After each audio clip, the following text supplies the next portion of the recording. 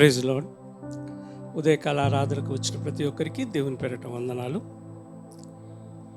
మనం ఆరాధనలోకి ప్రవేశించే ముందుగా 1-2 నిమిషాలు మనం పరీక్ష చేసుకుంటూ దేవునికి కృతజ్ఞతాస్తుతులు చెల్లిద్దాం. దేవా, నువ్వు గత వారం అంతా మమ్మల్ని కాచి కాపాడేవయ్యా, అందుని బట్టి నీకే స్తోత్రం. ఇది మనం ప్రతి వారం చెప్పుకునేది. అయితే ప్రతిసారి చెప్పినను, ఎన్నిసార్లు చెప్పినను, ఆయన చేసిన కృపను మేళ్లను మాత్రం మనం కృతజ్ఞతాస్తుతులు చెల్లించడం మన ధర్మం. ఎందుకంటే మనం కృతజ్ఞతాబద్ధులమై ఉన్నాము.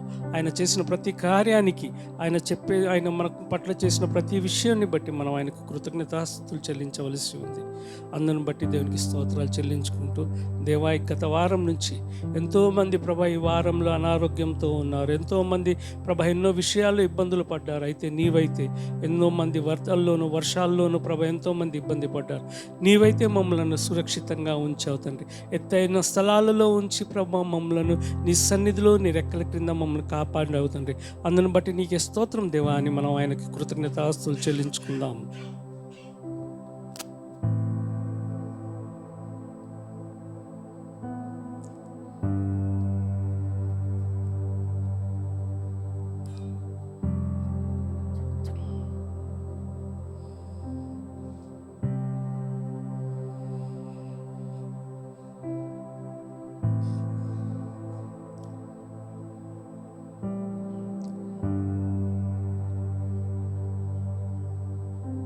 ప్రార్థన చేసుకుందామండి. ప్రార్థన. మమ్మల్ని మిక్కిలిగా ప్రేమించిన మా గొప్ప దేవా నాయనా తండ్రి, స్తోత్రం నాయనా, స్తోత్రం తండ్రి. ప్రభా, ఇదిగోనైనా ప్రభా, ఇంతగా నీవు మమ్మల్ని ప్రేమించడానికి ప్రభా మేము పాటివారం తండ్రి, నీవు సృష్టించుకున్న వారం తండ్రి. అయితే ప్రభా, నీవు సృష్టించి మమ్మల్ని వదిలివేయలేదు తండ్రి. అనుక్షణం నీ కంటికి రెప్పలా ప్రభా మమ్మల్ని కాచి కాపాడుతూ మమ్మల్ని ప్రభా సురక్షితంగా ఉంచుతున్నందుకు నీకే స్తోత్రం తండ్రి. ప్రభా, నీవు మమ్మల్ని నీ అరచేతి మీద చిక్కుకున్నానని ప్రభా నువ్వు మాకు సెలవిచ్చావు తండ్రి. అందును బట్టి నీకే స్తోత్రం అయ్యా. ఇదిగోనైనా ప్రభా అరచేతి మీద చిక్కుకున్న దాన్ని ప్రభా ఎంతో భద్రంగా కాపాడుకుంటాం తండ్రి. అలాగే అన్ని విషయాల్లోనూ కూడా ప్రభా నీవు మమ్మల్ని భద్రపరుస్తూ ప్రభా ఇంతవరకు అయితే మమ్మల్ని అన్నిటి విషయాలను సజీవులుగాను ఉంచుతూ ఆరోగ్యపరంగానే కానీ ఇంకా ఏ విషయాలను కూడా ప్రభా మమ్మల్ని అయితే విడువక ప్రభా నీ సన్నిధిలో అనుక్షణం నిలబెడుతున్నందుకు నీకే కృతజ్ఞతాస్తుతులు చెల్లిస్తున్నాం తండ్రి. గత ఆదివారం నుంచి ఇంతవరకు ప్రభా నీవు మమ్మల్ని అయితే కాచి కాపాడవు తండ్రి. ఇదిగోనైనా ప్రభా ఈ ఉదయకాల సమయంలో తండ్రి చిన్న మందగా చేరి ప్రభా నిన్ను స్తుతించడానికి, నిన్ను ఆరాధించడానికి, నిన్ను గణపరచడానికి, నిన్ను మహిమపరచడానికి ప్రభా మమ్మల్ని అందరినీ ఇక్కడ తోడుకొని వస్తున్నందుకు నీకే కృతజ్ఞతాస్తుతులు చెల్లిస్తున్నాం తండ్రి. ఈ సమయంలో ఇంకా రావాల్సిన వారందరినీ త్వరగా రప్పించమని అడుగుచున్నాం తండ్రి. గత వారం నుంచి ఎవరైతే అనారోగ్యంగా ఉన్నారో వారందరినీ ముట్టినందుకు నీకే స్వస్థత దయచేసినందుకు నీకే కృతజ్ఞతాస్తుతులు చెల్లిస్తున్నాం తండ్రి. ఇదిగోనైనా ప్రభా అదే రీతిగా ప్రభా ఇంకా ఎవరైతే అదే పరిస్థితిలో ఉంటున్నారో, అనారోగ్యంతో బాధపడుతున్నారో వారిని కూడా జ్ఞాపకం చేసుకోండి, ముట్టమని అడుగుచున్నాం తండ్రి. ఇంకా ప్రభా ఈ సమయంలో ప్రభా నీ సన్నిధిలో అడుగుచున్నాం తండ్రి. ఎవరైతే అక్కడితో వస్తున్నారో, ఎలాంటి ప్రభా వేదనతో వస్తున్నారు, ఎలాంటి అశాంతితో వస్తున్నారో ప్రభా వాటి వారందరినీ జ్ఞాపకం చేసుకోమని అడుగుచున్నాం తండ్రి. ఇదిగోనైనా ప్రభా ప్రతి అంతరంగాన్ని ఎరిగిన దేవుడవు తండ్రి, ప్రతి మనసులో ఉన్న వేదనను ఎరిగిన దేవుడవు తండ్రి. ఇదిగోనైనా ప్రభా వాటన్నింటినీ నీ చేతికి అప్పగించుకుంటున్నాం తండ్రి. ఇదిగోనైనా ప్రభా నీ సన్నిధిలో ఉంటే ప్రభా సంతోషము, సమాధానము నిత్యము దొరుకుతాయని చెప్పిన దేవుడవు తండ్రి. అలాంటి సంతోషం కోసం, సమాధానం కోసం ప్రభా నేను మీ సన్నిధిలోకి వస్తూ ఉండగా ప్రభా వాటన్నిటిని మీరు మాకు దయచేస్తారని నమ్ముచున్నాం తండ్రి. ఎలాంటి వేదన పరిస్థితిలో ఉన్నా కూడా వాటిన్నిటిని తొలగించి ప్రభా నీ సంతోషంతో మమ్మల్ని అందరినీ నింపమని అడుగుచున్నాం తండ్రి. ఉదయకాల సమయంలో ప్రభా ప్రతి విషయం నీ చేతికి అప్పగించుకుంటూ ప్రభా ఈ ఆరాధన మొదటి నుంచి తుది వరకు నీ చేతికి అప్పగించుకుంటూ ఈ కొద్ది నా ఆరాధన మా ప్రభు యేసుక్రీస్తు ప్రార్థిస్తూ వేడుకుంటున్నాం తండ్రి. దయచేసి నించుందామండి. మన దేవుని కృప ఎడబాయి అనేది, అది నన్ను విడువని ఎప్పుడు విడవదండి. అలాంటి యేసయ్య ప్రేమానురాగాన్ని మనకిస్తున్నందుకు ఆయన అనుక్షణం మనం స్తుతించలేద్దాం.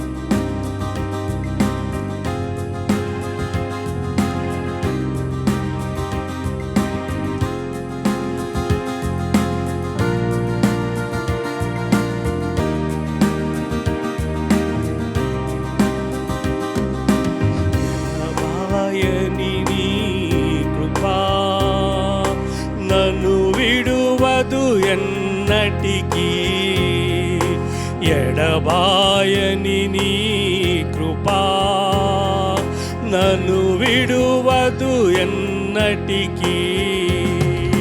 యేసయ్యా నీ ప్రేమానురాగం నన్ను కాయును అనుక్షణం.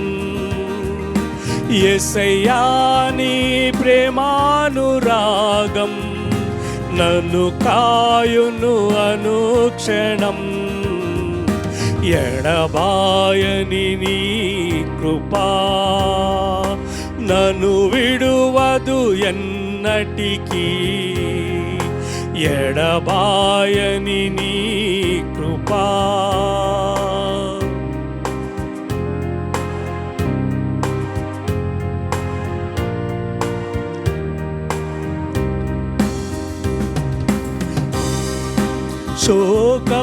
శోకపులోయలలో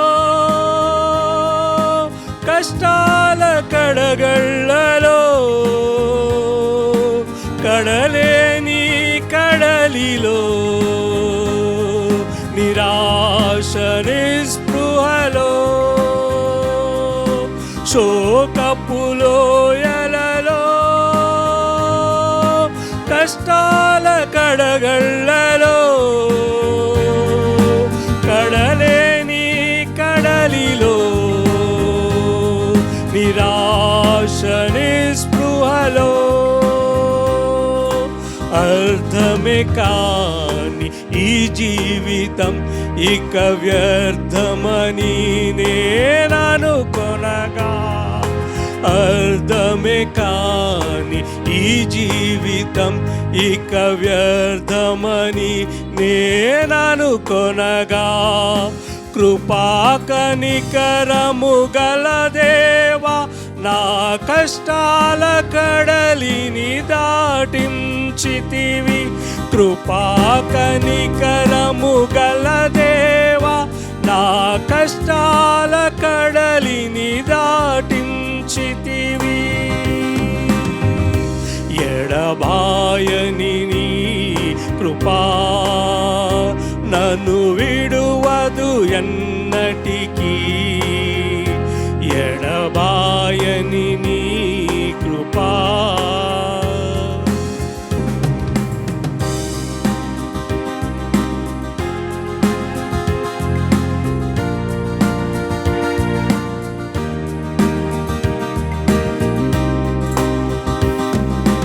విశ్వాస పోరాటములో ఎదురాయ శోధనలు లోకాశలాల జడిలో సడలితి విశ్వాసములో.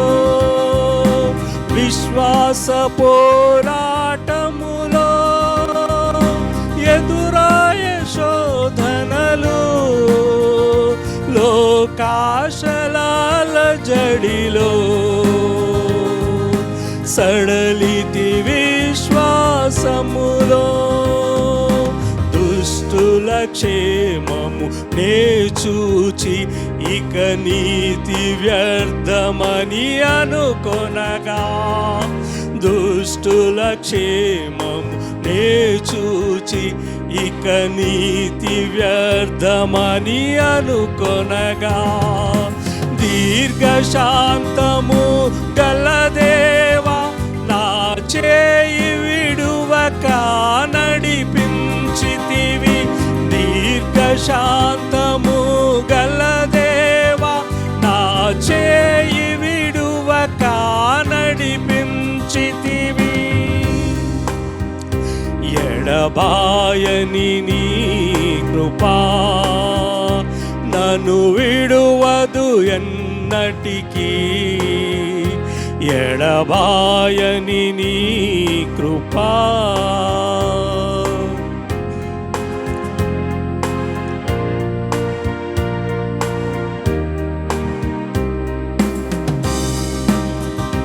నీ సేవలో ఎదురైనా ఎన్నో సమస్యలను నా బలమును చూచుకొని నిరాశ చెందితిని. నీ సేవలో ఎదురైనా ఎన్నో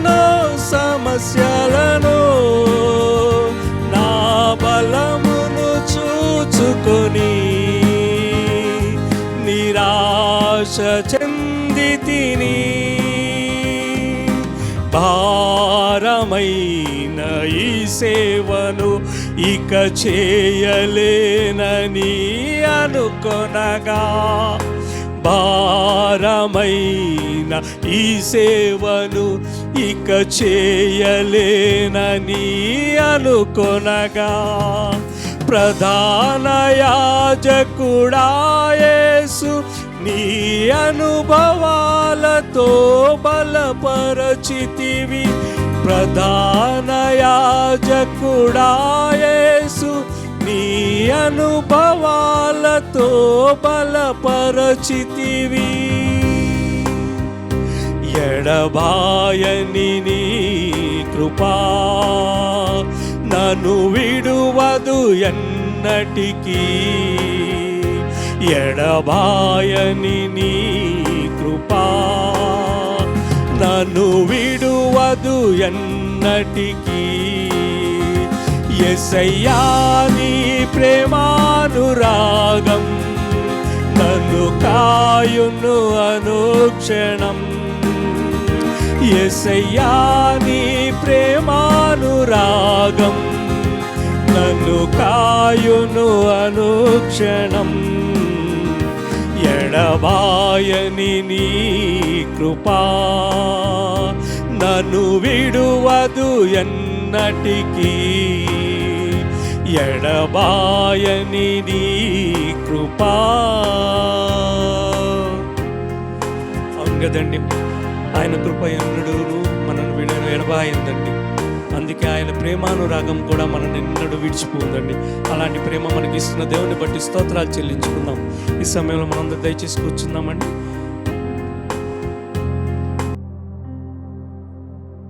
దేవుని నామానికి మహిమ కలుగును గాక. దేవుణ్ణి ఆరాధించాం. ఈ పాట నాకు చాలా ఎంతో ఇష్టం. ఎందుకంటే ఆయన విశ్వాసుల గురించి, సేవకుల గురించి, వాళ్ళని బలాన్ని చేకూర్చే విధంగా భక్తుడు రాసి ఉన్నాడు. ఆ పాట చాలా బలాన్ని చేకూరుస్తుంది. ఆత్మీయంగా చాలా మనకి ఎంతో దేవుడు మనతో ఉన్నాడన్న ఫీలింగ్ని, ఆయన కృపను మనతోటి ఉంటుందని ఎంతో గట్టిగా నమ్మి ఆ భక్తుడు రాసినట్టున్నాడు. ఆ పాట అందుకే నాకు చాలా ఇష్టం. ఎందుకంటే ఆయన కృప లేనిది మనము ఒక్క నిమిషం కూడా ఈ భూమి మీద బతకలేము. కాబట్టి ఎడబాయని నీ కృప, అసలు ఆయన కృప అనేది ఎడబాయనిది అనమాట, నిరంతరం నిలిచినది మన పట్ల. కాబట్టి మంచిగా పాట పాడినందుకు జాషు బ్రదర్కి, మాతో పాడించినందుకు వందనాలు తెలియజేసుకుంటున్నాను దేవుని నామంలో. ఒక వాక్యాన్ని చదువుకుందాం. వాక్యం చదువుకొని మనం వాక్యంలోకి వెళ్దాం. కీర్తనలు 126వ అధ్యాయం 5వ వచనం ఒకసారి చదువుకుందాం.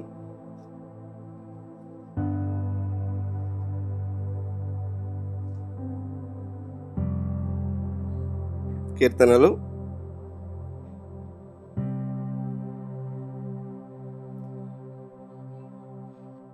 కన్నీళ్లు విడుచుచు విత్తువారు సంతోషగానముతో పంట కోసేదారు. ఒకసారి మనందరం ఆ వాక్యం చదువుదామండి.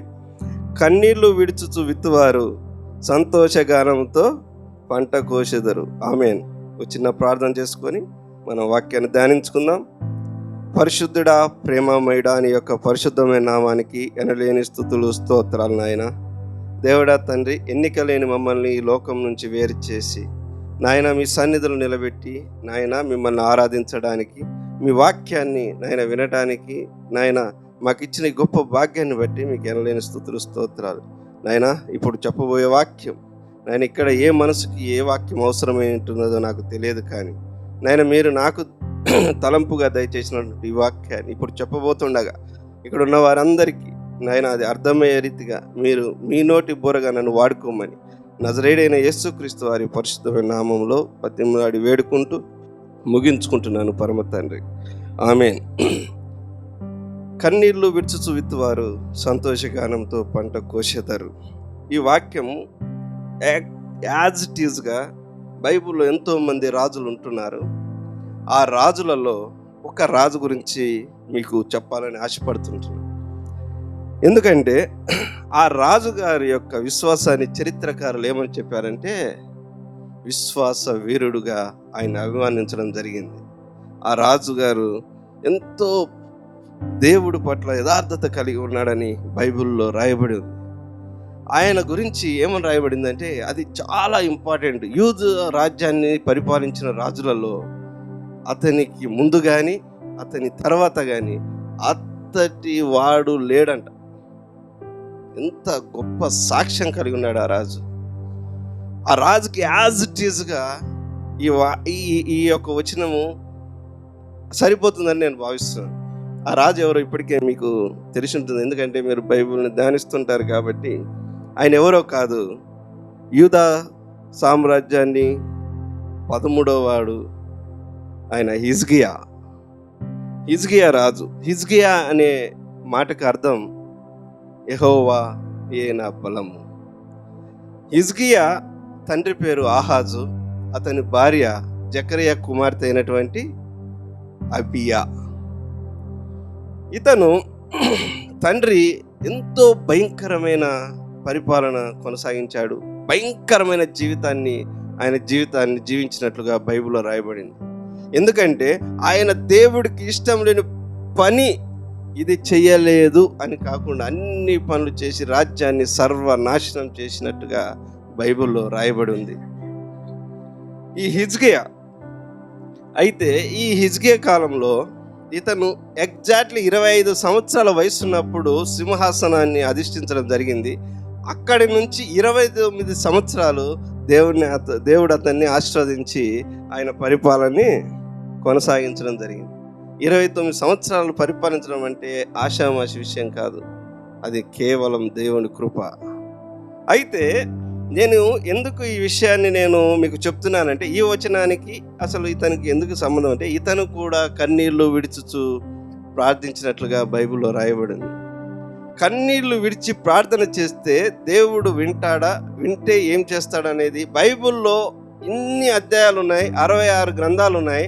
66 గ్రంథాల్లో దేవుడు ఇతని జీవితంలో చేసినట్లుగా ఎక్కడ ఎవరి జీవితంలో చేయలేదు. కారణం ఏంటంటే ఇతని ఆయుష్ని 15 సంవత్సరాలు పెంచినట్లుగా బైబిల్లో రాయబడింది.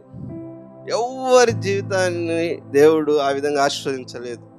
అయితే ఇతనికి ఎందుకు ఏ సందర్భంలో ఇతను ప్రార్థన చేశాడని మనం చూసినట్లయితే, మామూలుగా అంతకుముందు యూదా రాజ్యం అనేది 12 గోత్రాలుగా ఉన్నాయి. యూదా రాజ్యంలో ఇశ్రాయేల్ రాజ్యం 12 గోత్రాలుగా ఇడిపోయినప్పుడు 10 గోత్రాలు ఇశ్రాయేల్ రాజ్యం, యూదా రాజ్యం అనేది 2 గోత్రాలు. బెన్యాము గోత్రము, యూదా గోత్రం ఒకటి, ఇశ్రాయేల్ 10 గోత్రాలు ఒక సైడ్ ఉండి, ఈ 10 గోత్రాలని అప్పుడు ఆ రాజు అష్షూరు రాజు ఆక్రమించుకొని వాళ్ళని బానిసలుగా చేసుకున్నాడు. అయితే ఈ 2 గోత్రాలు ఉన్నవారు ఏంటంటే కొద్దిగా చెడ్డవారు, కొంతమంది మంచివారు. ఈ 10 గోత్రాలు ఉన్నవారు కంప్లీట్గా దేవుడికి విరోధంగా నడిచిన వారే. అందుకే దేవుడు వాళ్ళకి అష్షూరు రాజుకి అప్పచెప్పాడు ఆ గోత్రాలు, 10 గోత్రాలు. అయితే ఎప్పుడైతే అష్షూరు రాజు తర్వాత సింహాసనాన్ని అధిష్ఠించాడో ఈ యొక్క హిజ్కియా, ఇతని మీదకి కూడా అష్షూరు రాజు రావడం జరిగింది. అప్పుడు అయితే అతనికి లొంగకుండా అతనికి తిరుగుబాటు చేసినట్లుగా బైబిల్లో రాయబడి ఉంది. అయితే అదంతా నేను చెప్పడానికి సిద్ధంగా లేను, కానీ అతనికి ఈ వాక్యానికి సంబంధించి రిలేటెడ్గా మనం చూసినట్లయితే 2వ రాజుల గ్రంథము 20వ అధ్యాయము 1 నుంచి 3 వచనాలు చదువుకుందామండి. ఆ దినములలో హిజ్కియాకు మరణకరమైన రోగము కలుగగా ఆమోజు కుమారుడును ప్రవక్తనునైన యెషయా అతని యొద్దకు వచ్చి, నువ్వు మరణమవుతున్నావు, బ్రతుకవు గనుక నీవు నీ ఇల్లు చక్కబెట్టుకోమని యెహోవా సెలవిస్తున్నాడని చెప్పగా, అతడు తన ముఖము గోడ తట్టు తిప్పుకొని, యెహోవా యథార్థ హృదయుడై సత్యముతో నీ సన్నిధిని నేనెట్లు నడుచుకుంటునో, నీ దృష్టికి అనుకూలముగా సమస్తమును నేనెట్లు జరిగించుతునో కృపతో జ్ఞాపకం చేసుకోనుమని. ఇది హిజ్కియా కన్నీళ్లు విడుచుచు యెహోవాను ప్రార్థించాను. ఇది మీరు గమనించండి, దీంట్లో చాలా ప్రాముఖ్యమైన అంశాలు ఉన్నాయి. ఒక్కొక్కటిగా మీకు చెప్తాను, వినండి. ఒకరోజు ఆయన మరణకరమైన రోగంతో బాధపడుతున్నప్పుడు ఆమోజు కుమారుడైనటువంటి యెషయా అతన్ని చూడడానికి వెళ్ళడం జరిగినప్పుడు అతను మరణకరమైన రోగంతో ఉన్నాడు కాబట్టి అతడు చనిపోతాడు అది చెప్పమని దేవుడు అతనికి చెప్పిన విషయాన్ని చెప్పడానికి వెళ్ళి అతన్ని చూసి అంటున్నాడు, హిజ్కియా, నువ్వు చనిపోబోతున్నావు, నీ కుటుంబాన్ని చక్కబెట్టుకో అని చెప్పారు. మనమైతే ఎవరన్నా వచ్చి మనం చనిపోతాము ఇన్ని రోజుల్లో అని చెప్తే మనం ఫస్ట్ ఏం చేస్తామండి? ఎమ్మటే ఏడ్చేసి మనకి ఇంక అసలు ఇదంతా ఆస్తి అంతా ఏమైపోద్దు అని దేవుడి దగ్గర ప్రార్థిస్తే, ఒకవేళ ఎట్లా ప్రార్థన చేస్తామంటే, దేవా నన్ను చనిపోకుండా నా యొక్క రోగాన్ని తీసేయి, నా కుటుంబం అనాథ అయిపోద్ది, నా పిల్లలు అనాథలు అయిపోతారు, నా ఆస్తులన్నీ పోతాయి, మా అమ్మ నాన్నలు అనాథలు అయిపోతారు అని మోకాళ్ళని భయంకరంగా ఏడుస్తూ భయపడుతూ జీవించి ప్రార్థన చేస్తుంటాం. కానీ హిజ్కియా జీవితంలో అలా జరగలేదండి. ఈయన 2వ వచనం నుంచి ఏమన్నాడంటే, 2వ వచనం, యెహోవా యథార్థ హృదయుడునై సత్యముతో నీ సన్నిధిని నేనెట్లు నడుచుకుంటునో, నీ దృష్టికి అనుకూలంగా సమస్తమును నేనెట్లు జరిగించితినో కృపతో జ్ఞాపకం చేసుకోనమని హిజ్కియా కన్నీళ్లు విడుచుచూ ప్రార్థించినట్లుగా ఇక్కడ రాయబడింది. ఇంత ధైర్యం కావాలి ఈ మాటలు మాట్లాడాలంటే దేవుడితో. నువ్వు ఎలా జీవిస్తే ఈ మాటలు దేవునికి జ్ఞాపకం చేసుకో అని చెప్పగలవు. దేవుణ్ణే జ్ఞాపకం చేసుకునే అంత జీవితము ఈ హిజ్కియా ఏం చేశాడు? దేవుణ్ణి ఆలోచించుకో, దేవా నేను నీ పట్ల ఎలా యథార్థంగా ఉన్నాను, నేను ఎట్లా జీవించాను అని దేవుడికి చెప్పాడంటే నిజంగా ఆయన జీవితము అసలు ఎలా జరిగి ఉంటుందో మనకు కూడా తెలుసుకోవాలనే ఆశ అయితే నాకైతే కలిగింది. ఏంది అసలు ఇట్లా ప్రార్థన చేసినట్లు బైబిల్లో ఎక్కడ ఎవరు లేరు. ఏంది అసలు నా గురించి నేను నీ పట్ల ఎలా జీవించాననేది దేవుణ్ణే ప్రశ్నించేలా ప్రార్థించేవారు ఎవరు లేరు. అయితే ఎప్పుడైతే యెషయా నువ్వు చనిపోతావని చెప్పి తిరిగి వెళ్ళిపోతున్నాడో అప్పుడు దేవుడు ఎప్పుడైతే కన్నీళ్లు విడిచి హిజ్కియా ప్రార్థన చేశాడో ఎమ్మటే ఎవరినారు? దేవుడినాడు. దేవుడు విని ఏం చేశాడో తెలుసా? 4వ వచనం నుంచి ఒకసారి చదువుదాం. యెషయా నడిమిశాలల నుండి అవతలకి వెళ్ళక మునిపి, అంటే నడిమిశాలలు అంటే మనము ఆ ఊరు పొలిమేర అనుకోవచ్చు, లేదంటే ఆ ఊరి మధ్యలో వరకు అనుకోవచ్చు. చదవండి సిస్టర్. వెళ్ళక మునిపే యెహోవా వాక్కు అతనికి ప్రత్యక్షమై ఇలాగ సెలవిచ్చాను, నువ్వు తిరిగి నా ప్రజలకు అధిపతి అయిన హిజ్కియా యొద్దకు పోయి అతనితో ఇట్లనుము, నీ పితరుడైన దావీదుకు దేవుడనగు యెహోవా నీకు సెలవిచ్చినదేమనగా, నీవు కన్నీళ్లు విడుచుట నేను చూచి తిని, నీ ప్రార్థన నేను అంగీకరించి ఉన్నాను, నేను నిన్ను బాగు చేసేదని. ఆమేన్. ఎంత మహాభాగ్యం అండి. కన్నీళ్లు విడుచుతా విత్తువాడు సంతోష గానంతో పంట కోయునని హిజ్కియా వాక్యంలో నెరవేర్చిన దేవుడు. హిజ్కియా కన్నీటి ప్రార్థన దేవుని యొక్క హృదయాన్ని మార్చగలిగింది. హిజ్కియా కన్నీటి ప్రార్థన యెహోవా యొక్క నిర్ణయాన్ని మార్చగలిగింది. హిజ్కియా యొక్క కన్నీటి ప్రార్థన ఆయన ఆయుష్ని 15 సంవత్సరాలు పొడిగించగలిగింది. హిజ్కియా కన్నీటి ప్రార్థన యెషయాను తిరిగి రప్పించగలిగింది. హిజ్కియా కన్నీటి ప్రార్థన అతన్ని దేవాలయానికి నడిపించగలిగింది. హిజ్కియా కన్నీటి ప్రార్థన యెహోవా ఆయన యొక్క మరణకరమైన రోగాన్ని తగ్గించగలిగింది. హిజ్కియా యొక్క మరణ గాయాన్ని కూడా మాన్పగలిగింది. ఎంత గొప్ప భాగ్యం అంటే, చదవండి సిస్టర్, ఇంకా 6వ వచనం, 5వ, నువ్వు తిరిగి నా ప్రజలకు అధిపతి అయిన హిజ్కియా యొద్దకు పోయి అతనితో ఇట్లనుము, నీ పితరుడైన దావీదు దేవుడగు యెహోవా నీకు సెలవిచ్చినదేమనగా, నీవు కన్నీళ్లు విడిచి చూచి తిని నీ ప్రార్థనను అంగీకరించి ఉన్నాను. నేను నిన్ను బాగు చేసేదను. 3వ దినమున నీవు యెహోవా మందిరమునకు పోవుదువు. ఇంకా 15 సంవత్సరములు ఆయుష్ను నీకు ఇచ్చేదను. మరియు నా నిమిత్తము, నా సేవకుని దావీదు నిమిత్తమును ఈ పట్టణమును నేను కాపాడుచు నిన్నును ఈ పట్టణమును పడకుండా.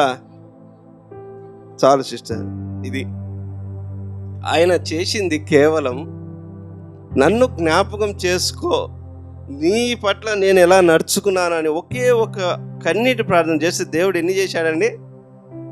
అష్షూరు రాజుల నుంచి అతని చేతులు పడకుండా కాపాడుతానని వాగ్దానం చేశాడు. నిన్ను దేవాలయంలో 3 రోజుల్లో దేవాలయానికి ఎక్కిపోలాగున చేస్తానని చెప్పాడు. ప్లస్ అతని గాయాన్ని మాన్పాడు. ప్లస్ ఆయన ఆయుష్ని 15 సంవత్సరాలు పెంచాడు. ఎంత గొప్ప ప్రార్థన చేశాడండి హిజ్కియా. ఇలాంటి ప్రార్థన చేసే స్థితిలో మనం ఉన్నామా ఈరోజు? హిజ్కియా దేవుడు మానవ రూపిగా ఈ భూమి మీద 3.5 సంవత్సరాలు, అంటే ఆయన సేవ చేసిన సమయము, ఆయన బ్రతికింది 33.5 సంవత్సరం అయితే 3.5 సంవత్సరం ఆయన సేవ చేసినప్పుడు ఎంతో మందిని స్వస్థపరిచాడు, ఎంతో మందిని బాగు చేశాడు, ఎంతో మంది చనిపోయిన వారిని లేపాడు, ఎన్నో కార్యక్రమం చేశాడు. కానీ మీరు ఇక్కడ ఒకటి గమనించినట్లయితే ఎవరు పిలిచినా కూడా దాటిపోని దేవుడు నువ్వు నేను ఆరాధించే దేవుడు. ఎంతమంది పిలిచారో దేవుడు ఆయన వెళ్ళిపోతున్నప్పుడు ఎవరిని కూడా ఆయన వినట్టుగా పోయినట్టుగా బైబిల్లో లేదు. ప్రతి ఒక్కరి మాటని, వాళ్ళ యొక్క ఆలాపనని, వాళ్ళ యొక్క బాధని విని వాళ్ళని స్వస్థపరిచినట్లుగా బైబిల్లో రాసిపెట్టి ఉంది. అయితే అదంతా మళ్ళీ వేరే విషయం. కానీ ఈ హిజ్కియా అసలు ఇంత ప్రార్థన చేశాడు కదా, అసలు ఈయన ఎట్లా జీవించాడు అని మనం తెలుసుకున్నట్లయితే, ఆహాజు కాలంలో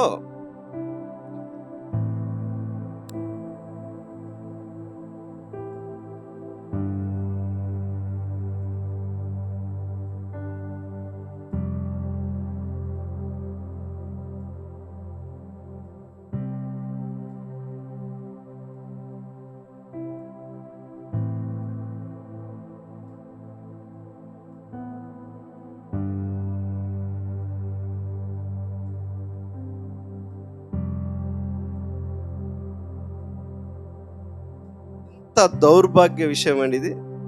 అంటే ఇశ్రాయేలు ప్రజలంటే ఏంది? దేవుడు ఏర్పరచుకున్న జనాంగం. వారు దేవుని తప్ప మరి వేటికి వారు ఆరాధించకూడదు, ధూపం వేయకూడదు, దీపం వెలిగించకూడదు, బలులు అర్పించకూడదు. కానీ వీరు మొత్తాన్ని కంప్లీట్గా దేవుడికి అయిష్టంగా జీవించినట్లుగా ఈ బైబిల్లో మనం రాయబడి ఉంది. అయితే ఈ హిజ్కియా ఏం చేశాడంటే, ఈ హిజ్కియా అనే రాజు మొదటి సంవత్సరం మొదటి నెలలో ఈయన ఏం చేశాడంటే, ఎవరైనా ఇప్పుడు నేను రాజు అయ్యానండి, ఈ మధ్యనే కొన్ని గవర్నమెంట్లు పరిపాలనకి సిద్ధమయ్యాయి గెలిచి ఎలక్షన్లో. వాళ్ళు ఫస్ట్ గెలిచి ఏం చేశారంటే, ప్రమాణ స్వీకారం అయిపోయిన తర్వాత మన ఖజానాలో ఎంత డబ్బు ఉంది, అసలు మనం ఎట్లా చేయాలి, అసలు ఎక్కడెక్కడ మనకి ఇన్కమ్ వచ్చే సోర్సెస్ ఉన్నాయి, ఈ పరిపాలన మనం చేసిన వాగ్దానాలను ఎలా నెరవేర్చుకోవాలి, ఇలా అన్నీ సరి చేసుకోవడానికి వాళ్ళు 100 రోజులు టైం అని ఒక గవర్నమెంట్, 1 సంవత్సరం టైం కావాలని ఒక గవర్నమెంట్ అక్కడక్కడ చెప్పుకుంటూ ఉన్నాయి. అయితే హిజ్కియా ఏం చేశాడంటే, 2వ దినవృత్తాంతాల గ్రంథము 29:1 నుంచి మనం ఒకసారి చదువుకుందాం.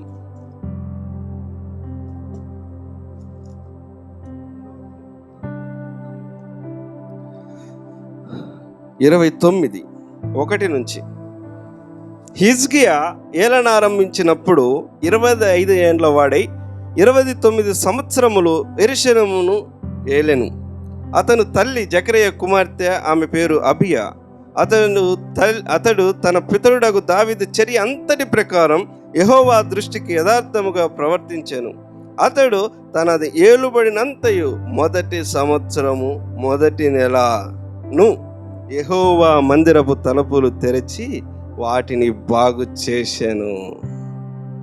ఆయన మొట్టమొదటిగా రాజైనప్పుడు మొదటి సంవత్సరం మొదటి నెల ఏం చేశాడంటే, ఆయన రాజ్యాన్ని సరిచేసుకోవడానికి, ఆయన ధనాన్ని చూసుకొని ప్రజల్ని ఎలా పరిపాలించాలి, ప్రజల కోసం ఏం చేయాలి అని ఏమీ ఆయన చూసుకోలేదండి. ఆయన కేవలము దేవుని మందిరం యొక్క తలుపులను తెరిచి ఏం చేశాడంట, వాటిని బాగు చేశాడంట. ఎంత గొప్ప పని చేశాడో తెలుసా ఇక్కడ హిజ్కియా. అది దేవుడికి నచ్చింది. ఎందుకంటే దేవుడి పనిని ఎవరైతే ముందు ప్రాముఖ్యత ఇస్తారో వారికి దేవుడు ఎప్పుడు మర్చిపోడండి.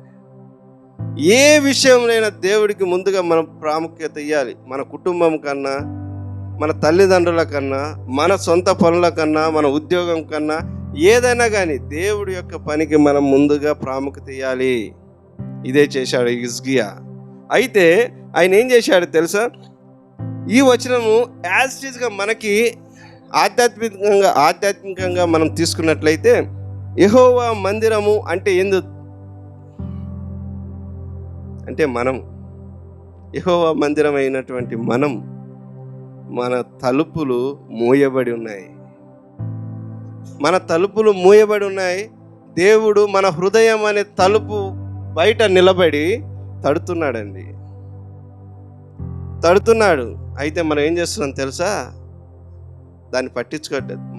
మనకే సరిపోవట్లేదు. ఇంకా దేవుడిని పట్టించుకునే స్థితిలో మనం లేమండి ఇక్కడ. ఎందుకంటే మన ఉద్యోగం మనకి, మన కుటుంబం మనకి, మన యొక్క పనులు మనకే. చాలామంది అంటుంటారు, నాకు టైం లేదు బ్రదర్, నాకు టైం అస్సలు, నేను ఫుల్ బిజీ అంటారు. అంటే ఇక్కడ అంత పెద్ద రాజ్యానికి రాజైనటువంటి హిజ్కియా మొదటి సంవత్సరం మొదటి నెలలో ఆయన దేవాలయం ఎందుకు తెరిచాడు తెలుసా? అసలు ఇశ్రాయేల్ ప్రజలు ఇట్లా చెడిపోయారు ఏంది? అసలు వీళ్ళకి దేవుడు అంటే భయం లేదా? అసలు దేవుడు వీళ్ళకి అవసరం లేదా? ఆ మందిరాలలో దీపం వెలిగించేవారు లేరు, ధూపం వేసేవారు లేరు, దహన బలులు అర్పించేవారు లేరు. ఇంత దౌర్భాగ్యమైన స్థితిలో ఆహాజు ఉంచాడని ఆయన ఎంతో మనోవేదనకు గురయ్యి, ఆయన మొట్టమొదటిగా రాజైన ఎమ్మటే దేవాలయ తలుపులు తీసి బాగు చేసినట్లుగా ఇక్కడ రాయబడింది. ఈరోజు కూడా మనము మన హృదయం అనే దేవాలయం తలుపుల్ని తెరిచేవారంగా ఉంటున్నామా లేదా? ఇప్పటి వరకు మనము తెరిచేవారంగా లేనట్లయితే ఇప్పుడే తెరిచి బాగు చేసుకోండి. అంతేకాకుండా ఆయన మరొక మాట అంటున్నాడు, యెహోవా మందిరపులు తెరిచి వాటిని బాగు చేసి యాజకులను లేవీలను పిలవనంపి తూర్పుగానున్న రాజవిధులలో వారిని సమకూర్చి వారికి ఇలాగ ఆజ్ఞ ఇచ్చాను. ఏమిచ్చాడు తెలుసా? లేవీయులారా, నా మాట ఆలకించుడి. ఇప్పుడు మిమ్మును మీరు ప్రతిష్ఠించుకొని మీ పితరుల దేవుడైన యెహోవా మందిరమును ప్రతిష్ఠించి పరిశుద్ధ స్థలములో నుండి ఆమేన్ నిషిద్ధ వస్తువులు ఉన్నాయంట దేవుని మందిరంలో. అంటే ఇక్కడ మనకి ఈ వాక్యాన్ని యాజిటీస్గా మనకు కూడా వర్తిస్తుంది.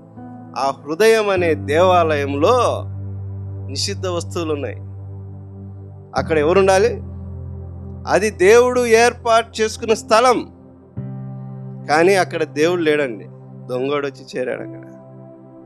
అయితే ఈయన మందిరం తలుపులు బాగు చేసి ఏం చేశాడంటే నిషిద్ధ వస్తువులన్నీ బయట పారేసాడు. ఎక్కడ పారేసాడు? అక్కడ ఇక్కడ కాదు. మీకు 2వ దినవృత్తాంత గ్రంథం 29:16 ఉంటుంది ఆఖరి లైన్లో. ఆ నిషిద్ధ వస్తువులన్నీ ఎక్కడంటే కిద్రోను వాగులో పడేసినట్టుగా రాయబడి ఉంది. అక్కడిక్కడ పడేయలేదు వాళ్ళు. నిషిద్ధ వస్తువులు మన హృదయంలో ఏమైతే ఉన్నాయో అవి కూడా దేవుడు రాయించాడు బైబిల్లో. ఎక్కడ రాయించాడు తెలుసా? మార్కు సువార్త 7వ అధ్యాయం 21. మొత్తం ఎన్ని నిషిద్ధ వస్తువులు ఉన్నాయంటే 13 నిషిద్ధ వస్తువులు ఉన్నాయి. 1 కాదు, 2 కాదు. మనుషుల లోపం నుంచి, ఒక్క నిమిషం, మనుషుల లోపం నుంచి అంటే హృదయంలో నుంచి చదవండి. బయలు వెలునది మనిషిని అపవిత్రపరచు. నీ హృదయంలో ఏది ఉంటుందో అది బయటికి వెళ్తే అది నిన్ను అపవిత్రపరుస్తాయని ఇక్కడ రాయబడుతుంది. చెప్పండి. లోపల నుంచి అనగా మనుషుల హృదయంలో నుండి దురాలోచనలు, జారత్వములను, దొంగతనములను, నరహత్యలను, వ్యభిచారములను, లోభములను, చెడుతనములను, కృత్రిమమును, కామ వికారమును, మత్సరమును, దేవదూషణయు, అహంభావమును, అవివేకమును వచ్చును. మళ్ళీ 23 ఒకసారి చదవండి. ఇవి చెడ్డవనియు లోపం నుండి బయటికి వెళ్ళి మనిషిని అపవిత్రపరచునని ఆయన చెప్పాను. ఇవండి మన హృదయంలో దేవుడు ఉండవలసిన ఈ హృదయంలో అపవిత్రమైన, నిషిద్ధమైన, దేవునికి ఇష్టం లేని వస్తువులన్నీ మన మనసులో ఉన్నట్లయితే దేవుడు ఈ వాక్యం ద్వారా మీకు చెప్తున్నది ఏంటంటే అవన్నిటి ఏం చేయాలి? ఈ నిమిషమే, ఈ క్షణమే అవన్నిటినీ బయట పారవేయాలి. అయితే అప్పుడు వాళ్ళ పితరులు ఏం చేశారని ఇక్కడ హిజ్కియా చెప్తున్నాడు. ఒకసారి 6వ వచనం చదువుదాం. 29 2వ దినవృత్తాంతములు 29. మన పితరులు ద్రోహులై మన దేవుడైన యెహోవా దృష్టికి చెడు నడతలు నడిచి ఆయనను విసర్జించి ఆయన నివాసమునకు పెడమొహం పెట్టుకుని, చూశారా ఏం చేశారంట? పెడమొహం పెట్టుకున్నారంట. ఆయన యొక్క మందిరములో ఆయనకి ద్రోహులై అన్నాడు. దేవుడికే ద్రోహులై చెడుతనమును నడతలు నడిచి ఆయనను విసర్జించి, ఎంత ఘోరమైన మాటలు రాయబడ్డాయండి ఇక్కడ. దేవుడు లేకుండా బతకడం అంటే అది మామూలు జీవితం అంటారా? ఇశ్రాయేలు ప్రజలు అది కూడా దేవుడికి ఇష్టమైన జనాంగం, దేవుడిని విసర్జించేసాయంటే ఎంత దౌర్భాగ్యమైన జీవితాన్ని ఆయన పితరులు చేసినట్టుగా రాయబడింది. పెడమొహం పెట్టుకున్నారంట. చాలామంది సంఘాల్లో వాక్యం చెప్తున్నప్పుడు సంఘ కాపరులు ఏమనుకుంటారంటే పెడమొహం పెట్టుకుంటుంటారు. ఎట్లా అంటే, ఏంది ఈ వాక్యం నాకే చెప్తున్నట్టుంది, ఈ వాక్యము ఏంది నాకు తగులుతుంది, అట్నే ఉంటాయి వాక్యాలు. ఎందుకంటే దేవుడు వాక్యము ఎవరికి అవసరమైందో ఆ వాక్యాన్ని మాట్లాడిస్తాడు దేవుడు వాక్యము ఎవరికి ఏది అవసరం అది 100% మాట్లాడిస్తాడు దేవుడు. అందుకే సూటిగా ఉంటాయి దేవుడు మాటలు. అయితే ఈయన చెప్తున్నాడు పెడమోహం పెట్టుకొని ఉన్నారంట. 7వ వచనము, మరియు వారు మండపం యొక్క ద్వారములను మూసివేసి దీపములను ఆర్పివేసి, చూసారా ఎంత దౌర్భాగ్యం అండి. మందిరాన్ని మూసివేసి దీపములు ఆర్పివేసి పరిశుద్ధ స్థలమందు ఇశ్రాయేలుల దేవునికి ధూపం వేయకయు దహన బలులను అర్పింపకయు ఉండిరి. ఈ ఆహాజు కాలంలో ఇవన్నీ చేస్తే ఇవన్నిటిని ఈ హిజ్కియా ఏం చేశాడంటే మొదటి సంవత్సరం మొదటి నెలలోనే ఆ మందిరం యొక్క తలుపులు తెరిచి బాగు చేసి ఆ నిషిద్ధ వస్తువులను బయటికి పడవేయమని చెప్పి, తర్వాత మొట్టమొదటిసారిగా ఈయన ఏం చేశాడంటే అప్పటి వరకు ఆరిపోయిన దీపాన్ని ఈయన వెలిగించడం జరిగింది. దేవుడు చట్టం ఏమని ఉంటుందంటే ఆ దీపం ఎలా ఉండాలో, దేంతో వెలిగించాలో రాయబడి ఉంటుంది నిర్గమకాండములో. స్వచ్ఛమైన ఒలీవ చెట్ల నుంచి దంచి తీసిన నూనెతోటే ఆయనకి దీపము పోస్తూ ఆరిపోకుండా చూడాలని లేవీలకు దేవుడు చెప్పడం జరుగుతుంది. అంతగా గొప్పగా చట్టాన్ని చేసుకున్నాడు దేవుడు. అయితే అలాంటిది దీపం వెలిగించాలని చెప్తే వీళ్ళు ఆర్పివేశారంట. అయితే అసలు దీపం అంటే ఏంది అని మనం చూసినట్లయితే కీర్తనలు 119 105 వచనం. కీర్తనలు 119 105 వచనం. నీ వాక్యము నా పాదములకు దీపమును నా త్రోవకు వెలుగునై ఉన్నది. చూశారా? అంటే వారికి దేవుడు అవసరం లేదు. ఆ కాలంలో ఆహాజు కాలంలో ఉన్నటువంటి జనాంగానికి దీపం అంటే మన పాదాలకి వెలుగు అంటున్నాడు. అంటే ఒక మనిషి ఎలా నడవాలి, ఎలా జీవించాలి, ఎలా బ్రతకాలి అనేది ఎవరు చెప్తున్నారు? దేవుడు వాక్యం. అలాంటి దీపాన్ని నువ్వు ఈరోజు ఆర్పేసుకొని ఉన్నావేమో. దేవుడు వాక్యాన్ని దేవుడు వాక్యం లేకుండా ఇప్పటికైనా నువ్వు జీవిస్తున్నట్లయితే, చాలామంది క్రిస్టియన్లలో రమారమి 4 నుంచి 6 బైబిల్ దాకా ఉంటాయండి. ఇన్ని 4 నుంచి 6 బైబిల్ దాకా ఉంటాయి. ప్రతి ఒక్కరూ నాకు తెలిసి, అంటే చాలామంది అందరు కాదు కానీ కొంతమంది ప్రతి సండే వచ్చినప్పుడు ఇట్లా దులుపుకొని ఎంతమంది వస్తున్నారు బైబిల్ని. దాంట్లో ఒక్క బైబిల్నైనా తీసి చదవగలుగుతున్నారా? దేవుడు వాక్యాన్ని వెలిగించగలుగుతున్నావా? ఎందుకంటే దేవుడు వాక్యం నీ పాదాలకి దీపం. ఇది మామూలు కాదండి విషయం.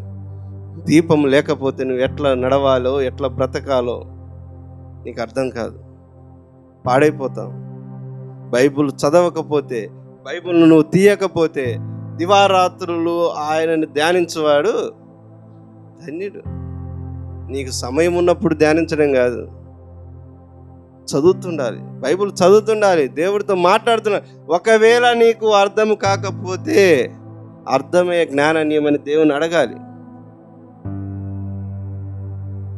ఇది ప్రతి నిత్యం మన కుటుంబాల్లో జరగాలి. ఇతడు హిజ్కియా చేసిండు ఏమంటే, మొట్టమొదటిగా ఆయన హృదయం అనే తలుపులు తెరిచాడు, బాగు చేశాడు, దాంట్లో ఉన్న నిషిద్ధ వస్తువులన్నీ పారవేయించాడు. మొట్టమొదటిగా ఆ మందిరంలో దీపం వెలిగించాడు. ధర్మశాస్త్రాన్ని బోధించడం అవసరం. ఆ రోజుల్లో అది అంతరించిపోయింది, అది అవసరమని ఎరిగాడు. దేవుడు ఉగ్రత వారి మీదకి రాకుండా చేయాలి అంటే ఏం చేయాలని మొట్టమొదటిగా ఎంతో ముందు చూపుతో ఆలోచించి ఆయన చేసిన మొట్టమొదటి పనులు ఇవి. తర్వాత ఏం చేశాడంటే, ఆయన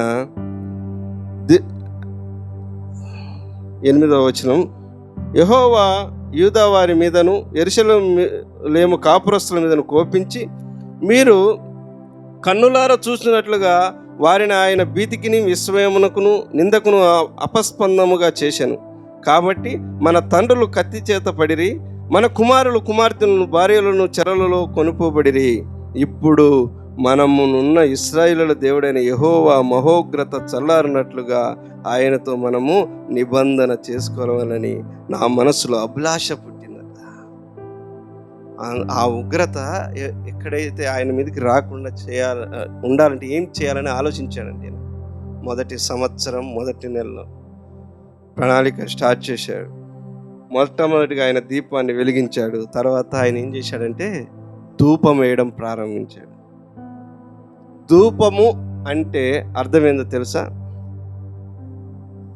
ధూపం అంటే దేవుణ్ణి చెప్పండి, ప్రార్థించడం. ధూపం వేయడం, ప్రార్థించడం. హిజ్కియా జీవితంలో ఏ సమస్య వచ్చినా మొట్టమొదటిగా దేవుని మందిరం దగ్గరికి వెళ్ళి ఆయన ప్రార్థించేవాడిగా బైబిల్లో ఉంది. కానీ ఈరోజు నువ్వు నేను ఉంటున్నామా అనేదే ఈరోజు ఓ పెద్ద క్వశ్చన్ మార్క్. నీ సమస్య వస్తే నీ పక్కింటి ఆమెతోనో, నీ సమస్య వస్తే మీ భర్తతోనో, నీ సమస్య వస్తే నీ యొక్క తల్లిదండ్రులతోనో, నీకు సమస్య వస్తే దేవుని తప్ప అందరితో పంచుకుంటారు. ఇది దౌర్భాగ్యమైన విషయం ఏంటంటే, క్రైస్తవులుగా మనం మొట్టమొదటిగా ప్రాముఖ్యంగా దేవుడికి ఇవ్వాల్సినటువంటి గొప్ప విషయం ఇది. ఏది జరిగినా ఎవ్వరు బాగు చేయరు, ఆ దేవుడే నేను బాగు చే అది కూడా బాగు చేస్తాడు. ఎలా అంటే, నీకు ఆరోగ్యం బాగలేదా, డాక్టర్ని వాడుకుంటాడు. నీకు ఆర్థికంగా బాగలేదా, దేవుడు ఎవరో ఒకరి ద్వారా నీకు సాయం చేయిస్తాడు. దానికి మనుషులను వాడుకుంటాడు. కానీ డైరెక్ట్గా నువ్వు ప్రార్థన చేసి నువ్వు అడిగితే, ప్రార్థన చేయకుండా నువ్వు అడిగితే ఎవరు సాయం చేయరు. ఈ రోజులో దేవుడిని అడుగు. ఫస్ట్ నీ జీవితంలో ఏది జరిగినా, ఏ సమస్య వచ్చినా మొట్టమొదటిగా నువ్వు చేయాల్సింది దేవుడికే ప్రార్థన. ఈ హిజ్కియా ఏం చేశాడంటే, మొదటి సంవత్సరం మొదటి నెలలో మందిరపు తలుపులు తెరిచాడు, నిషిద్ధ వస్తువుల్ని బయట పారవేశాడు, దీపము వెలిగించాడు, ధూపం వేయడం ప్రారంభించాడు. అంటే ప్రార్థించడం. అంటే ఇక్కడ ఏం జరిగింది? పరిశుద్ధపరచబడింది దేవుని మందిరం. తర్వాత నిషిద్ధ వస్తువులన్నీ బయట పడేసి, అది ఎంత నిష్టగా చేశారంటే యాజకులు ఆడ లేవీయులు దాదాపుగా 14 రోజులు చేశారంటే అండి నిష్టగా ఉండే మందిరాన్ని పాడు చేసి పడేసి లోపల పడేశాడంట. ఎవరు? ఈ ఆహాజు. అయితే అన్నీ బాగు చేసి మొత్తం నిష్టగా వాళ్ళు ప్రతిష్ఠించుకొని 14 రోజులు కష్టపడి ఆ ఆలయాన్ని పరిశుద్ధపరిచినట్లుగా మనకి 18వ అధ్యాయంలో చదవబడినట్టుగా ఉంటుంది, వ్రాయబడినట్లు ఉంటుంది. అయితే వీళ్ళు ఫస్ట్ దీపం వెలిగించారు, తర్వాత ఏం చేశాడు, ధూపం వేశాడు, తర్వాత 4వదిగా బలులు అర్పించడం మొదలుపెట్టాడు. బలులు అంటే ఏంటిది? బలులు అంటే బలి అనే మాట ఎక్కడొచ్చినా దేవుని ఆరాధించడం అని మాత్రం మర్చిపోవద్దు. బైబిల్లో బలులు అర్పించడం అంటే దేవుని ఆరాధించడం ప్రారంభించారు. ఈరోజు నువ్వు నేను దేవుని ఆరాధిస్తున్నామా లేదా అనేది ప్రశ్న. హిజ్కియా కన్నీళ్లు విడుచుచు ప్రార్థన చేస్తే దేవుడు ఏం చేశాడు? ఆయనకి 15 సంవత్సరాల ఆయుష్ను పెంచాడు. ఆయన ప్రాణకరమైన రోగాన్ని తీసివేశాడు. ఆయన 3వ దినాన్న దేవాలయాన్ని నడిపించేలా చేశాడు. ప్లస్ అష్షూరు రాజు చేతిలో నుంచి అతని చేతిలో పడకుండా చేశాడు. అన్ని కార్యక్రమం దేవుడిని అడగాలండి. ఏది కావాలో దేవుడికి. అసలు మనం ఎందుకు జీవిస్తున్నాం, మనం ఎందుకు సజీవ లెక్కలో ఉన్నామంటే దేవుడి యొక్క కృప వల్ల. అయినా అదే అంటుండే, ఏం చేశాడని ఇందాక మనం చదివాం. ఎందుకు దేవుడు ఇన్ని చేశాడు హిజ్కియా జీవితంలో అంటే ఇన్ని చేశాడు కాబట్టి. అందుకే అంటున్నాడు హిజ్కియా, అంత ధైర్యంగా మాట్లాడుతున్నాడు, దేవా నీ పట్ల నేను ఎంత యథార్థంగా ఉన్నాను ఒక్కసారి జ్ఞాపకం చేసుకోయా, కృపతో జ్ఞాపకం చేసుకోయా అని కన్నీళ్ళు విడిచుచు ప్రార్థించాడు. దేవుని దూషించలేదు. మనకు కొద్దిగా కష్టం వస్తే దేవుని ఫస్ట్ విశ్వాసిగా ఉన్న మనము తిట్టేది దేవుణ్ణే. ఎందుకు? నేను రోజు పోతా మందిరానికి, రోజు ప్రార్థన చేస్తున్నా, రోజు బైబిల్ చదువుతున్నా, రోజు నేను అబద్ధాలు ఆడుకుంటున్నా, అయినా దేవుడు ఎందుకు నన్ను ఎట్లా చేస్తున్నారంటే నీలో ఇంకా నిషిద్ధ వస్తువులు ఉన్నాయేమో, అవి తీసివేయి. మార్కు సువార్త 7:21 13 రకాల నిషిద్ధ వస్తువులు ఉన్నట్లుగా రాశాడు కదా. అవన్నీ తీసివేసి దేవుడి దగ్గర యథార్థ హృదయంగా జీవించు. అప్పుడు నువ్వు చేయి. అప్పుడు నువ్వు కూడా అడగొచ్చు దేవుణ్ణి, ఏమనంటే దేవా నేను ఏం తప్పు చేశానయ్యా, నాకు ఈ పరిస్థితి, నీ పట్ల నేను ఎట్లా జీవించానయ్యా, ఒకసారి జ్ఞాపకం చేసుకో కృపతో అని అడిగే ధైర్యం అప్పుడు వస్తుందని. మనసులో అన్నీ పెట్టుకొని దేవుడు నీకు సాయం చేయాలంటే దేవుడు సాయం చేసేవాడు కాదు. అయితే దేవుడు మాటలను కొద్దిగా వాక్యం కొద్దిగా పెద్దగా అయింది, ఏమనుకోవద్దు. ఒక 2 నిమిషాలు ముగిచ్చేస్తాను. సామెతలు 9:11 ఒకసారి మనం చదివినట్లయితే, దేవుడు ఇవన్నీ తీసేసిన తర్వాత నీకు ఏమి ఇస్తాడనేది ఇక్కడ రాయబడి ఉంది. నా వలన నీకు దీర్ఘాయువు కలుగును, నీవు జీవించు సంవత్సరములు ఆమేన్ అధికములగు.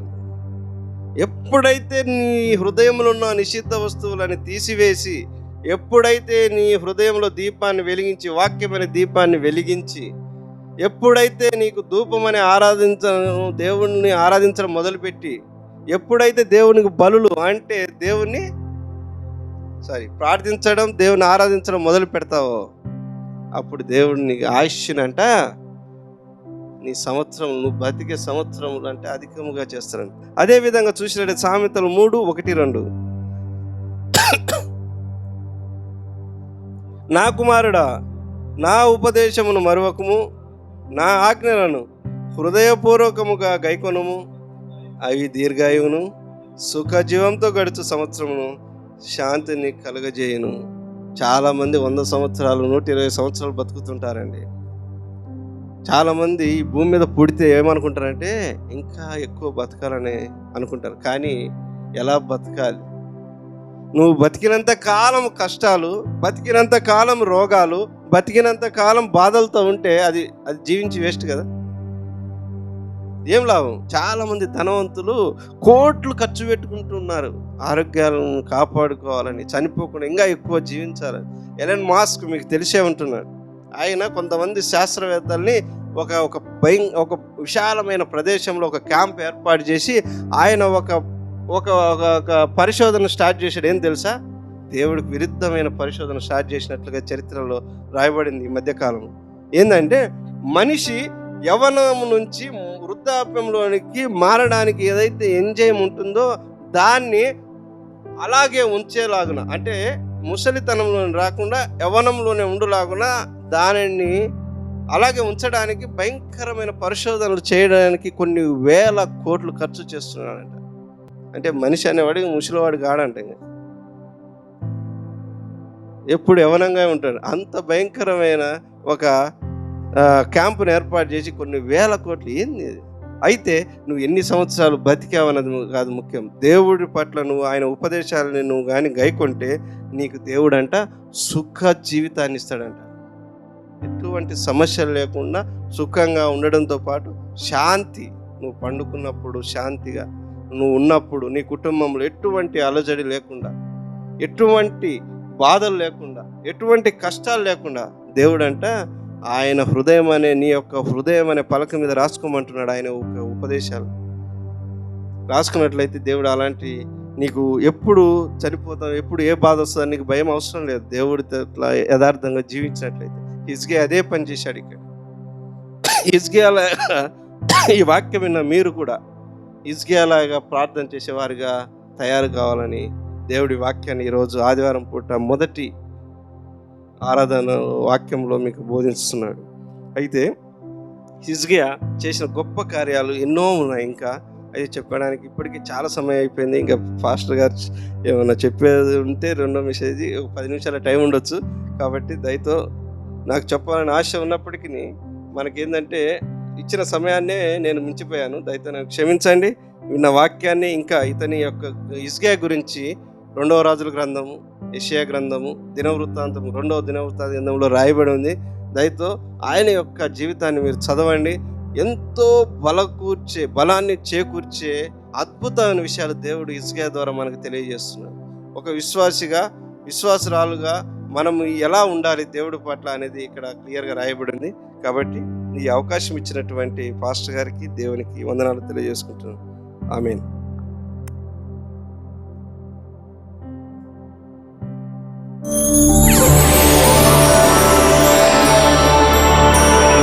ప్రభు బలలో చేయడానికి హృదయాలు సిద్ధపాటు చేసుకుందాం. ప్రభు బలలో చేవేద్దాం. అయోగ్యముగా బలలో చేయవేరాదు అని వాక్యం మనకు చెప్తున్నది. అయోగ్యంగా చేయవేస్తే మీలో అనేకులు బలహీనులను, రోగులను, ఇంకా కాలము కంటే ముందుగానే మరణించేవారుగా ఉంటారు అని ఉంది. కాబట్టి మనం అంత శిక్ష తెచ్చుకోవద్దు. అయోగ్యంగా బలలో చేయకుండా ఇందాక వాక్యంలో ఉన్నట్లుగా మన హృదయంలో ఏదైనా దేవునికి అయిష్టమైనది ఏమైనా ఉందా, దేవుణ్ణి దుఃఖపెట్టేది ఏమైనా ఉందా, దేవుణ్ణి బాధపరుస్తున్న విషయం ఏమన్నా ఉందా, మన హృదయాన్ని మనం పరీక్ష చేసుకుందాం. ఎందుకంటే మనల్ని ఆయన ఎంతగానో ప్రేమించాడు. ప్రేమించిన ఆయన మనల్ని చూసి ఇప్పుడు బాధపడకూడదు, మనల్ని చూసి ఆయన వేదన చెందకూడదు. మన హృదయంలో ఆయనకి గాయాన్ని తెప్పించే విషయాలు ఏమన్నా ఉంటే అవి దేవుని దగ్గర ఒప్పుకుందాం. మనం పాపులముగా ఉన్నప్పుడే క్రీస్తు చనిపోయాడు. ఖచ్చితంగా ఆయన ప్రేమ మనకుంది. కానీ మనం ఆయన గాయపరుస్తున్నామా? ఆయన మనల్ని ఎంతగానో ప్రేమించాడు. మనల్ని ఎంతగానో శాశ్వతమైన ప్రేమతో ఆదరించి కృపతో రక్షించాడు. ఇది క్రీస్తుని జ్ఞాపకం చేసుకునే సమయం ఇది. కాబట్టి క్రీస్తుని మాత్రమే జ్ఞాపకం చేసుకో. నీ కోసం ఎంతగా క్రీస్తు శిలువ వేదనలు భరించి నేను రక్షించాడు, నరక శిక్ష నుండి అనేది తలుసుకొని, అవును ప్రభా, ఆ అట్టి నరక శిక్ష నుంచి నన్ను విడిపించావు, నీకు వందనాలయ్యా అని ప్రభువులో ఆ విధంగా ఆయన ఆరాధన చేసుకుందాం. స్తోత్రార్హుడా, మహోన్నతుడా, మా గొప్ప తండ్రి, అయ్యా పాపం చేసింది మేము, నీ మీద తిరుగుబాటు చేసింది మేము, నీ దృష్టిలో అయుధేయులమైంది మేము. నీవు వద్దన్న విషయానికి పాపం చేసి నీ నుండి దూరం అయిపోగా అయ్యా నశించి నరకానికి పోతుండగా అటువంటి నరక శిక్ష నుండి మమ్మల్ని తప్పించాలని ప్రేమతో నీ యొక్క అద్వితీయ కుమారుడైన క్రీస్తుని మా కొరకే ఈ లోకంలో నీకు పంపించి క్రీస్తు శిలువలో మరణించేటట్లు చేసి అయ్యా క్రీస్తు బలియాగము ద్వారా మాకు మా పాప విషయంలో విమోచన, విడుదల చేశావు, ప్రాయశ్చిత్తం జరిగించావు, మా నరక శిక్షను తొలగించేశావు, ఆ శిక్ష క్రీస్తు మీద వేశావు. అందులో కొరకు మేము మీకు ఏమి ఇవ్వగలము తండ్రి? ఏమి ఇవ్వలేక ఈ నా కొద్ది స్తుతి ఆరాధన నీకే సమర్పించుకుంటున్నాను తండ్రి. ఆమె రొట్టెలో పాల్గొందాం.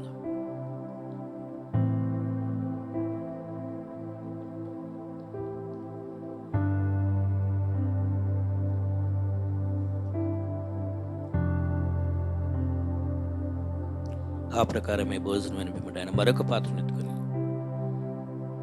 ఇది అనేకుల కొరకు చిందింపబడుచున్న నిబంధన రక్తం, నన్ను జ్ఞాపకం చేసుకునేటికే దించేయడం చెప్పాను. అవును, క్రీస్తు మన కొరకు మరణించాడు, ఆ రక్తం కార్చాడు. ఆయన రక్తంలో ప్రతి పాపం శుద్ధీకరించబడింది కాబట్టి క్రీస్తుని జ్ఞాపకం చేసుకుందాం. సర్వోన్నతుడా, అయ్యా, అపవిత్రంగా పాపం చేసింది మేము. ఈ పాపంతో మా హృదయాలు అపవిత్రం అవటం చేత దాన్ని నివారించగలిగి శుద్ధీకరించగలిగినది ఈ లోకంలో ఏమీ లేకపోగా,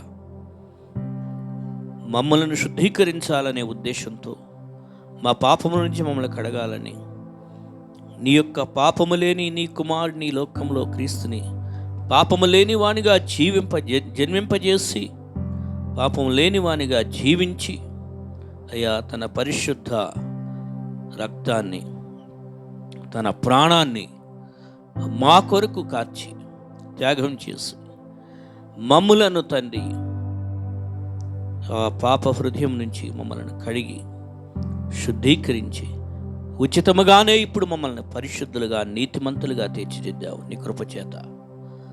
అందులో కొరకు మేము మీకేమి ఇవ్వగలం ప్రభు? ఏమి ఇవ్వలేక ఈ నా హృదయపూర్వక స్తుతి ఆరాధన నీకే సమర్పించుకుంటున్నాను తండ్రి. ఆమేన్. పాత్రలో పాల్గొందాం.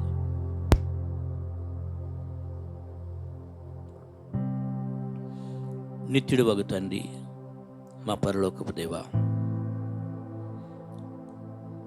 నిబంధనలు చేసే దేవుడవు నీవు, ఆ నిబంధనను స్థిరపరిచే దేవుడవు నీవు.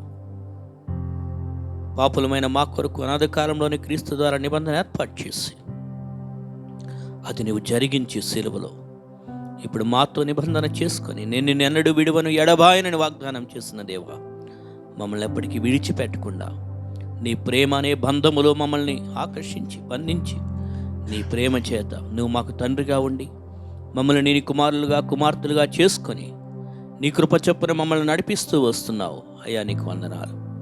ఈరోజు క్రీస్తుని ఈ యొక్క బలరూపంలో రొట్టె రసం ద్వారా మేము జ్ఞాపకం చేసుకునే అవకాశం మాకిచ్చావు తండ్రి. ఇంకెవరైతే ఇక్కడ పాల్గొనలేకపోయారో వారిని క్షమించండి, మరొక అవకాశం దయచేయండి.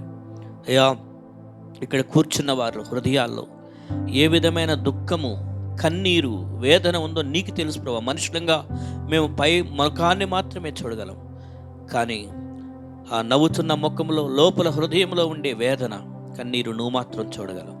కాబట్టి వారి దుఃఖాన్ని సంతోషంగా మార్చండి. విశ్వాసంలో సన్నగిల్లుచున్నట్లయితే వారిని బలపరచండి. అధైర్యపడుతూ ఉంటే మీరు ధైర్యపరచండి. అయ్యా, ఇక్కడ కూర్చున్న వారు ఎవరైనప్పటికీ వారి హృదయాల్లోనూ వారి కుటుంబాల్లోనూ కార్యం జరిగించి ఆత్మీయంగా మీరు వర్ధిల్లింపజేసి ఫలింపచేసి నీ మహిమ కొరకు ప్రతి ఒక్కరిని నువ్వు వాడుకొనండి. ఈ దినము రానిటువంటి వారిని మరొక వారం వచ్చేటట్లుగా సహాయం చేయమని కోరుకుంటూ మా ప్రియుడు రక్షకుడైన యేసు నామములో ప్రార్థించుకొనుచున్నాం తండ్రి. ఆమేన్. నీ పిలుపు వలన నేను నశించిపోలేదు, నీ ప్రేమ ఎనడు నన్ను విడువలేదు. నీ కృప కాచుట వలన జీవిస్తున్నాను, నీ ప్రేమకు సాటి లేదు. నీ కృప కాచుట వలన జీవిస్తున్నాను, నీ ప్రేమకు సాటి లేదు. నీ పిలుపు వలన నేను నశించిపోలేదు, నీ ప్రేమ ఎన్నడు నన్ను విడువలేదు. నశించుటకు ఎందరో వేచియున్నను, నశింపని నీ పిలుపు నన్ను కాపాడెను. ద్రోహము నిందల మధ్యలో నే నడచినను, నీ నిర్మల హస్తము నన్ను భరించెను. యజమానుడా నా యజమానుడా, నన్ను పిలచిన యజమానుడా, యజమానుడా నా యజమానుడా, నన్ను నడిపించే యజమానుడా, నీ పిలుపు వలన నేను నశించిపోలేదు, నీ ప్రేమ ఎన్నడు నన్ను విడువలేదు. మనుషులు మూసిన తలుపులు కొన్నైనను, నాకే నీవు తెరచినవి అనేకములు. మన వేదనతో నిన్ను విడిచి పరిగెత్తినను, నన్ను వెంటాడి నీ సేవను చేసితివి. నా ఆధారమా నా దైవమా, పిలిచిన ఈ పిలుపునకు కారణమా, నా ఆధారమా నా దైవమా, పిలిచిన ఈ పిలుపునకు కారణమా, నీ పిలుపు వలన నేను నశించిపోలేదు, నీ ప్రేమ ఎన్నడు నన్ను విడువలేదు.